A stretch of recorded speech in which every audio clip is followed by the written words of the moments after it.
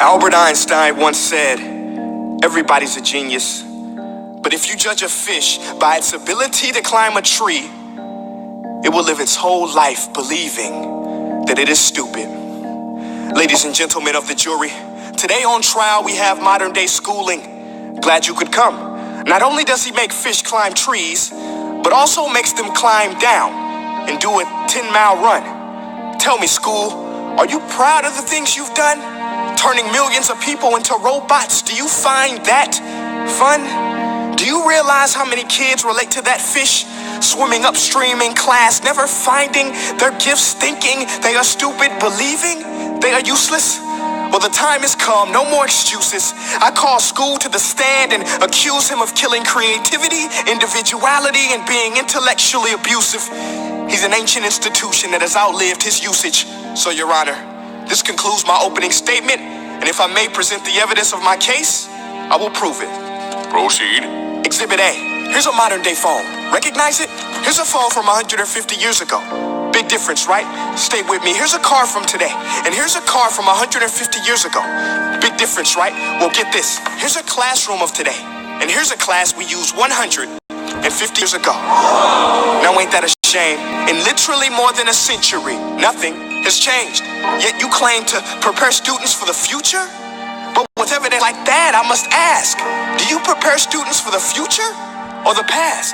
I did a background check on you and let the record show that you were made to train people to work in factories, which explains why you put students in straight rows, nice and neat, tell them sit still, raise your hand if you want to speak, give them a short break to eat, and for 8 hours a day, tell them what to think.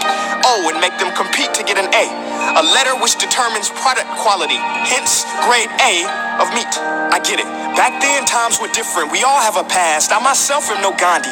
But today, we don't need to make robots zombies. The world has progressed. And now we need people who think creatively, innovatively, critically, independently, with the ability to connect. See, every scientist will tell you that no two brains are the same. And every parent with 2 or more children will confirm that claim.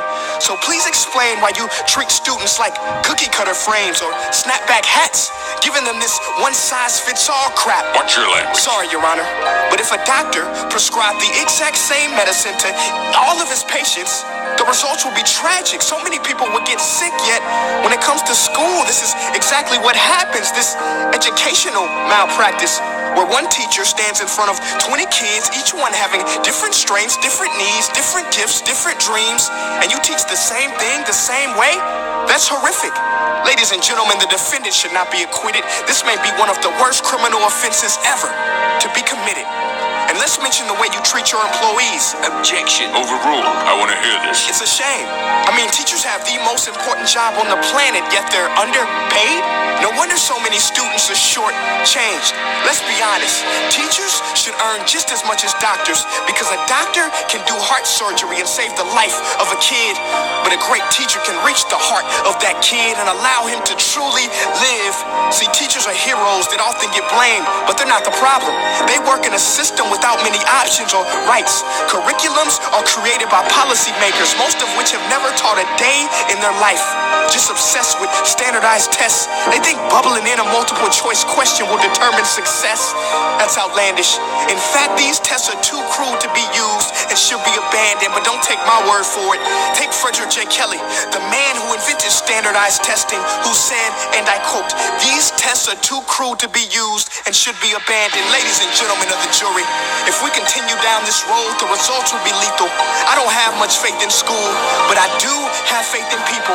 And if we can customize healthcare, cars, and Facebook pages, then it is our duty to do the same for education, to upgrade and change and do away with school spirit, because that's useless. Unless we're working to bring the spirit out of each and every student, that should be our task. No more Common Core. Instead, let's reach the core of every heart in every class. Sure, math is important, but no more than art or dance. Let's give every gift an equal chance. I know this sounds like a dream, but countries like Finland are doing impressive things. They have short school days, teachers make a decent wage, homework is non-existent, and they focus on collaboration instead of competition. But